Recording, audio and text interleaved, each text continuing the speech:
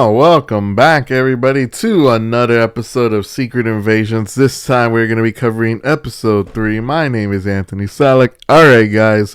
So, here we go again.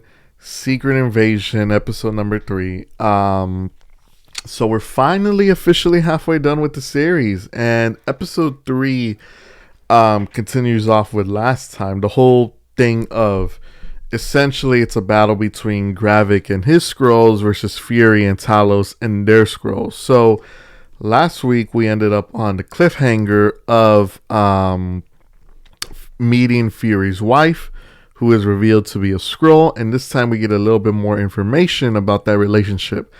Essentially, the scroll that we met back in episode 1 or 2, whose name was Vara, actually shapeshifted into a woman that Fury ended up meeting later on in the timeline, and essentially ended up becoming a couple together. So he's dating a Skrull. He's aware that she's a Skrull. So that was sort of one of the burning questions that a lot of people were wondering was, does he know? Does he not know? Now it's confirmed that he does know and that he's okay with it. So we learned a little bit more about the relationship in this episode. For one, it's sort of a secret marriage that they have, basically, and pretty much ever since Nick Fury has been in the MCU, ever since the beginning, we've never heard a conversation about like him talking about his personal life or him talking about like a wife, except for I think Captain America, the Winter Soldier, might have given us like a hint about it, but like nothing too concrete. And so they explain in this episode that their relationship has mostly been hidden and it's been a cover up. And because she's a Skrull, she doesn't necessarily have the ability to be herself. She has to transform into somebody else completely. And we find out that when Nick Fury was dusted away, she was left by herself. She was alone. She went through a ton of pain, like a lot of people went through. And then when the blip happened and Nick Fury came back, Fury, instead of deciding to go home to his wife, decided to leave to go to space to save her.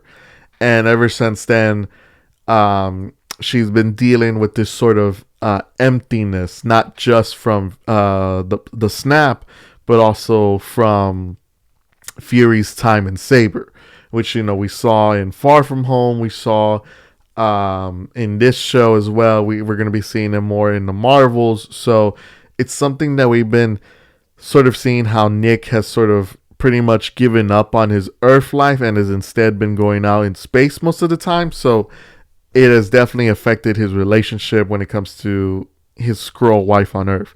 So we move a little bit forward with the plot. We move more specifically with Gravik and his whole thing, and they end up deciding to meet. So Gravik and Talos end up meeting in some museum. I believe it was in London. So they meet at the museum, and finally, it's pretty much a confrontation between the old leader and the new leader. And essentially, Talos tells Gravik, you know, whatever you're trying to do, whatever you're trying to do to the humans, you're not going to succeed, because when there's a common enemy among humans, they all come together in order to take down that common enemy. And Gravik, being the main enemy, isn't going to be successful with his plan to take over the world. So Talos is pretty much trying to show Gravik who's boss, and Gravik, in a sort of smart strategy, he uses his daughter against Talos, pretty much saying, you know, well, if you keep coming after me, I'm just gonna end up hurting your daughter. And so this makes Talos mad, and as he's about to hit him, the whole room, which we think is full of civilians, is actually revealed to be full of Skrulls. So like the Skrulls, I mean, we know that Gravik has had numbers on his side, but like now we have extra confirmation that they're literally all around him. And so we get an interesting point. Actually, a little bit before this conversation between Talos and Gravik, Gravik was with the council, the Skrull Council, and he talked about the next step in scroll evolution being super scrolls. And we actually get a little sneak peek example here when Talos, towards the end of the argument, he stabs Gravik in his arm with a knife. And as Talos leaves, Gravik pulls a knife through his arms, and you see the extremis. I don't know if it's a formula, or you see the extremis ability actually heal Gravik's arm. So the extremis thing, it was sort of the ability that the main villains like Aldrich Killian used in Iron Man 3, which is essentially to heal your body to regenerate, but while also being able to heat up your body and pretty much cause an explosion out of your own body. So Gravik is now, not only does he have the extremis ability, but he can also heal incredibly fast with this, which is something that I know a lot of people were pointing out, especially because last week you saw 4 creatures in the monitors that were going to be used for Super Scroll powers, which were Call Obsidian, Groot, Frost Beast, and an Extremis. So it seems as though Gravik already has one of them, that being Extremis, but most likely he's going to have the other 3. So I'm really excited to see that. Super Scrolls are pretty cool, so I can't wait to see how they're going to be using them in the MCU.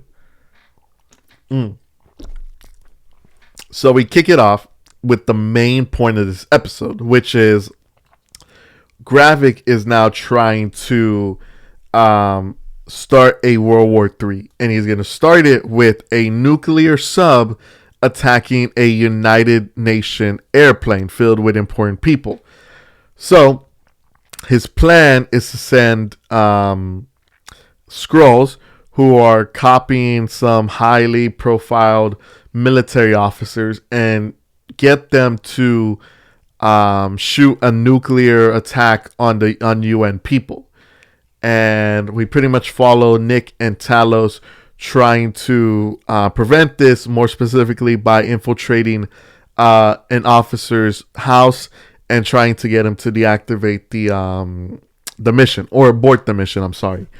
And it's pretty funny. I mean, there's some moments here that I really did enjoy. For example, in Fury and Talos's power or conversations that they had really sounds like 2 best friends trying to get at each other, trying to argue with each other and trying to sort of bring each other down, and also making fun of each other, like how Talos makes Fury say, I need your help, I'm useless without you, and stuff like that.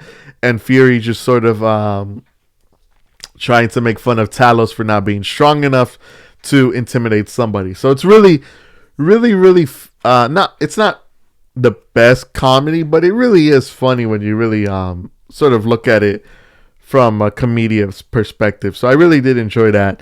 And we end the episode off with sort of a showdown between Talos and Fury and the officer Skrull named Bob.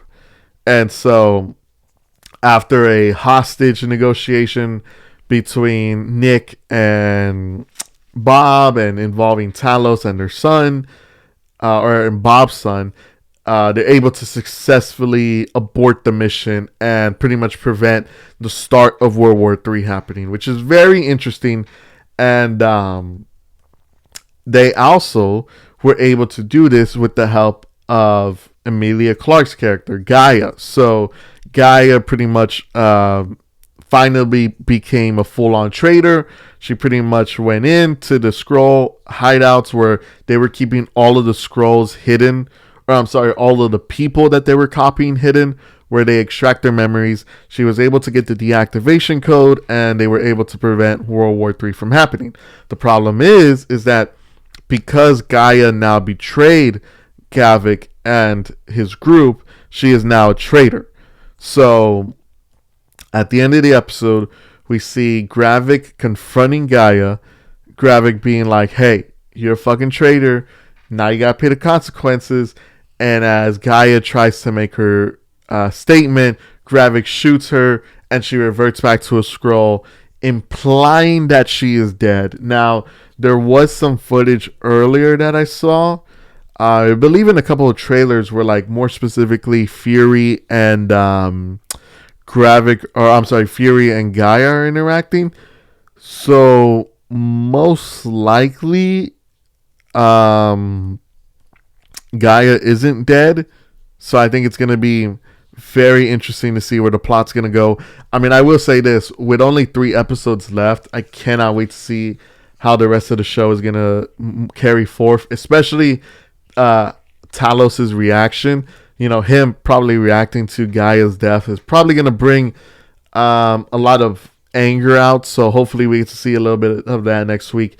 And we end the episode with Fury's wife, I forgot her name, Vara, I think that's what it is, going to a safety deposit box, pulling out a gun, getting a phone call from Rhodey, I was gonna say Cody Rhodes like I did last week. I'm a dumbass. From Rhodes. So again, you know, and she asked for Gravik.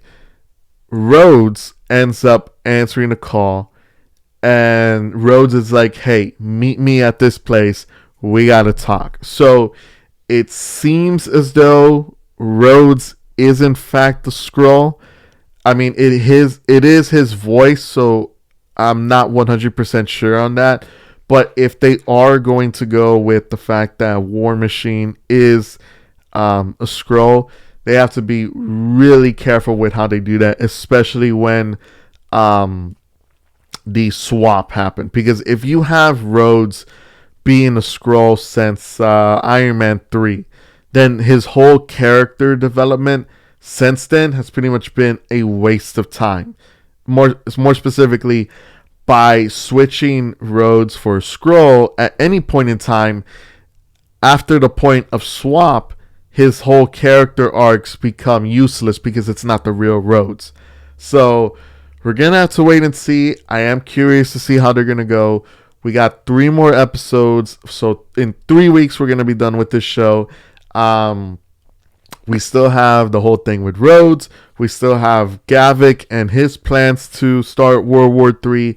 We still have a couple of surprises that they've been teasing as the weeks have been passing. And hopefully just a big epic finale that I think a lot of people are going to be enjoying. So we're going to be seeing. So I don't know. I'm excited. Overall, solid episode. I don't think it was as good as last week. Last week was really good. I think I gave that episode 8 out of 10. I'm going to give this one a 7 out of 10. I didn't think that it was I didn't think it was as strong as episode 2, but it was definitely pretty good, really enjoyable, especially the conversation between Talos and Fury. I thought was epic. But hopefully we get to see a little bit more storyline progress with the next 3 episodes. I'm pretty sure, if anything, the last 2 episodes, 5 and 6, are really gonna be like the big cliffhanger / epic finale. So if anything, we're gonna have to wait a little bit more, but I can't wait to see it. Anyway, guys, that will be it for my Secret Invasion episode 3 review. If you guys did enjoy, please be sure to leave a like, comment, and subscribe for more content like this. Really do appreciate all the love and support. My name is Anthony Salic, and until next time, I'll see y'all later. Peace.